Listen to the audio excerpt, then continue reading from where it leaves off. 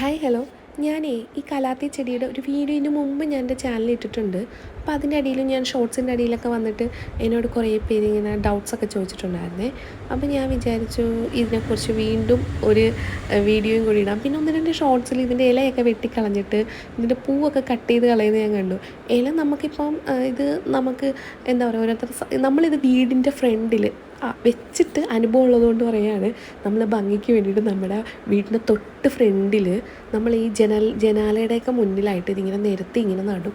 പക്ഷേ ഇത് നല്ല രീതിയിൽ ഹൈറ്റ് വെക്കുന്നൊരു സാധനമാണ്. ഏതാണ്ട് ഒരു 10-15 അടിയോളം ഹൈറ്റ് വെക്കുന്ന, ഞാൻ വീട്ടിൽ നിൽക്കുന്ന ചെടിക്ക് ഞാനൊരു 10-12 അടി ഹൈറ്റ് വെച്ചിട്ടുണ്ട്. അപ്പോൾ ഇത് ഇങ്ങനെ വളർന്ന്, അത് മാത്രമല്ല ഇത് ഒരെണ്ണം വെച്ച് അതിട്ട് ചോട്ടിന്ന് ഇങ്ങനെ കുറേ ഇങ്ങനെ മുള വന്നുകൊണ്ട് പുതിയ ചെടികൾ ഇങ്ങനെ ഉണ്ടായിക്കൊണ്ടേയിരിക്കും. ഇതിൻ്റെ ലീഫെന്ന് പറഞ്ഞാൽ നല്ല വലിയ ലീഫുമാണ്. അപ്പോൾ ഇതിങ്ങനെ തിങ്ങിക്കഴിഞ്ഞാൽ ഭയങ്കര ബുദ്ധിമുട്ടാവും. നമുക്ക് ജനൽ തുറക്കാൻ പറ്റത്തില്ല, ജനലിൻ്റെ വിസിബിലിറ്റി നമുക്ക് പുറത്തോട്ടൊന്നും കാണാൻ പറ്റത്തില്ല. അപ്പോൾ അതുകൊണ്ട് ഞങ്ങൾ ഇതേപോലെ വെച്ചിട്ട് ഞങ്ങളത് പറിച്ച് മാറ്റി മതിലിൻ്റെ സൈഡിലേക്ക് മാറ്റി വെച്ചതാണ്. പിന്നീട് മതിലിൻ്റെ സൈഡിലൊക്കെ ഇങ്ങനെ നിൽക്കുമ്പോഴത്തേക്കും നമുക്ക് നല്ല ഭംഗിയായിരിക്കും.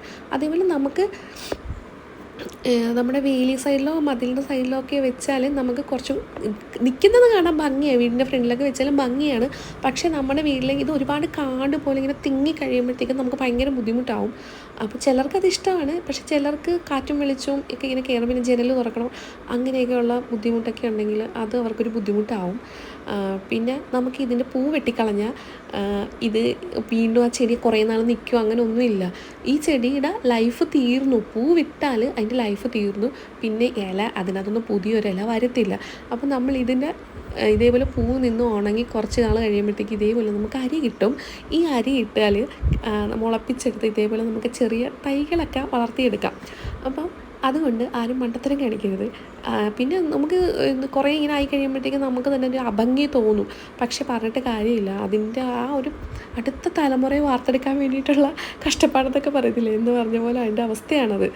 അത് കഴിയുമ്പോൾ നമ്മളിങ്ങനെ ഉണങ്ങി വരുന്ന ഇലകളുണ്ടല്ലോ, നമ്മുടെ ഇതിൻ്റെ ചോട്ടിൽ നിന്ന് ഇങ്ങനെ കട്ട് ചെയ്ത് മാറ്റിയാൽ മതി. എന്നിട്ട് ഉണങ്ങി വരുമ്പോഴത്തേക്കും നമ്മളതിങ്ങനെ വൃത്തിക്ക് ഇങ്ങനെ കട്ട് ചെയ്ത് കൊടുത്താൽ അത് വൃത്തിയായിട്ട് അതങ്ങനെ നിന്നോളൂ. പിന്നെ ചാഞ്ഞ് കിടക്കുന്നതൊക്കെ ഉണ്ടെങ്കിൽ ഇതേപോലെ ഒന്ന് കൂട്ടി വെച്ച് കെട്ടിയൊക്കെ കൊടുക്കുകയാണെന്നുണ്ടെങ്കിൽ നല്ല ഭംഗിയായിട്ടിരിക്കും. ഇതേപോലെ ഇതൊക്കെ നമ്മളിപ്പോൾ വണ്ടി കയറ്റുമ്പോൾ അങ്ങോട്ടും ഇങ്ങോട്ടൊക്കെ പോകുമ്പോഴത്തേക്കും നമ്മുടെ വണ്ടി തട്ടുന്നത് കൊണ്ട് കുറേ ഇലയൊക്കെ ഇങ്ങനെ ഡാമേജ് ആവുന്നുണ്ട്.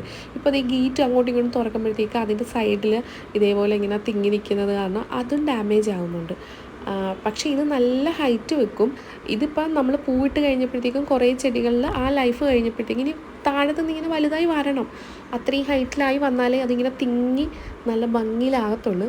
അപ്പം നമുക്ക് ഇത് ഒരെണ്ണത്തിൻ്റെ ചവിട്ടിൽ നിന്ന് ഇങ്ങനെ കുറേ തൈകൾ പുതിയതായിട്ട് ഇങ്ങനെ വന്നുകൊണ്ടേയിരിക്കും. ഒരൊറ്റ തൈ മേടിച്ച് വെച്ചാൽ മതി, അതിൽ നിന്ന് നമുക്ക് കുറേ ചെടികൾ ഉണ്ടാകും. അപ്പോൾ ഇതേപോലെ ഇങ്ങനെ വിത്ത് ചിലതൊക്കെ ചിലതൊന്നും കിളുത്തിട്ടില്ല. എന്ന് വെച്ചാൽ അതിൻ്റെ ഇത് ടൈം എന്താ പറയുക, കിളുക്കുന്ന സമയം കഴിഞ്ഞിട്ടുണ്ട്. അപ്പോൾ ആകേണ്ട ഈ മഴവെള്ളം വീണിട്ടൊക്കെ അത് ഉണ്ടാവും.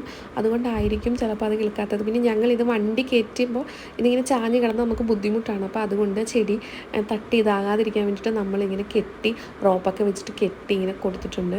പിന്നെ ഇതിൻ്റെ ഇലയെന്ന് പറഞ്ഞാൽ നല്ല വലിപ്പം, ഈ നല്ല സദ്യ വിളമ്പാൻ പറ്റിയ ഇലയെന്നൊക്കെ പറയത്തില്ലേ, ആ ഒരു സൈസ് വരെ ആവും കേട്ടോ. ഇതൊരു ട്രോപ്പിക്കൽ ഗാർഡനൊക്കെ സെറ്റ് ചെയ്ത് നല്ല അടിപൊളിയായിരിക്കും ഇതൊക്കെ വെച്ചിട്ട്. പിന്നെ നമ്മുടെ വീട്ടിൽ നിൽക്കുന്നത് ഇപ്പോൾ ഒരു 1.5 വർഷത്തിന് മേളിലായി ഈ ചെടിയൊക്കെ. നമ്മളിതേപോലെ നേഴ്സറിയിൽ നിന്ന് വാങ്ങി വെച്ചിട്ടാണ് നമ്മുടെ വീട്ടിൽ ഇത്രയും അത് കണ്ടോ, ഇതേപോലെ ഇങ്ങനെ തിങ്ങി നല്ല ഭംഗിയിൽ നിൽക്കുവാണ്. അപ്പോൾ ഇത് കാണുമ്പോഴത്തേക്ക് കുറേ പേര് വന്ന് ചോദിച്ചിട്ടുണ്ട് ഇതിൻ്റെ തൈ കൊടുക്കുമോ എന്നൊക്കെ ചോദിച്ച് വരാറുണ്ട്. പിന്നെ ഇങ്ങനെ പൂവിട്ട് കഴിയുമ്പോഴത്തേക്ക് അത് വെട്ടിക്കളയാതിരുന്നാലും നമുക്ക് വീണ്ടും വീണ്ടും തൈകൾ നമുക്ക് എടുക്കാം. പിന്നെ ആവശ്യമില്ല എങ്കിൽ വെട്ടിക്കളയാം. നിങ്ങൾക്കിത് വെട്ടിക്കളയണമെന്നുണ്ടെങ്കിൽ വെട്ടിക്കളയാം. നിങ്ങൾക്കത് അഭംഗിയായിട്ട് തോന്നുന്നു, നിങ്ങൾക്ക് പുതിയ വിത്തൊന്നും വേണ്ട എന്നുണ്ടെങ്കിൽ നിങ്ങൾക്ക് വെട്ടിക്കളയാം. പക്ഷേ ഞാൻ പറയുന്നു, നിങ്ങൾക്ക് പുതിയ വിത്തിട്ട് പുതിയ ചെടി മുളപ്പിക്കണമെന്നുണ്ടെങ്കിൽ അത് വെട്ടിക്കളയാതിരിക്കുന്നതായിരിക്കും നല്ലത്. പിന്നെ മഞ്ഞ ഇലയൊക്കെ വരുമ്പോഴത്തേക്ക് അതൊക്കെ കട്ട് ചെയ്ത് കളയുകയൊക്കെ ചെയ്യുകയാണെന്നുണ്ടെങ്കിൽ നല്ല വൃത്തിയായി ഭംഗിയിൽ നിൽക്കും. പിന്നെ നമുക്കിവിടെ വെട്ടിലിൻ്റെ ശല്യമൊക്കെ ഉണ്ട്. അപ്പം നമ്മുടെ ഇലയൊക്കെ കുറേയൊക്കെ വെട്ടിൽ വന്ന് തിന്നും. അപ്പം എല്ലാവർക്കും വീഡിയോ ഇഷ്ടപ്പെട്ടെങ്കിൽ ലൈക്ക് ചെയ്യണം, എന്തെങ്കിലും സംശയമൊക്കെ ഉണ്ടെങ്കിൽ കമൻറ്റ് ചെയ്ത് ചോദിച്ചാൽ എനിക്ക് അറിയാവുന്നതൊക്കെയാണ് പറഞ്ഞു തരണം. ഞാനിതിന് അത്യാവശ്യം എല്ലുപൊടിയും ചാണകപ്പൊടി അങ്ങനെയൊക്കെയുള്ള വേപ്പിൻ പിണ്ണാക്കൊക്കെയാണ് വാങ്ങിച്ചിടാറ്. നല്ല രീതിയിൽ വെള്ളമൊക്കെ കൊടുത്താൽ മതി. അപ്പോൾ നിങ്ങൾക്ക് എന്തെങ്കിലും സംശയം ഉണ്ടെങ്കിൽ കമൻറ്റ് ചെയ്താൽ മതി. ഞാൻ വന്ന് പറഞ്ഞ് കമൻറ്റ് ചെയ്യാൻ പറ്റുന്നതൊക്കെ ഞാൻ വന്ന് എനിക്ക് അറിയുന്നതൊക്കെ ഞാൻ കമൻറ്റ് ചെയ്തിടാം. അപ്പോൾ അത്രയേ ഉള്ളൂ. അപ്പോൾ എൻ്റെ വീഡിയോ ലൈക്ക് ചെയ്യണം എല്ലാവരും.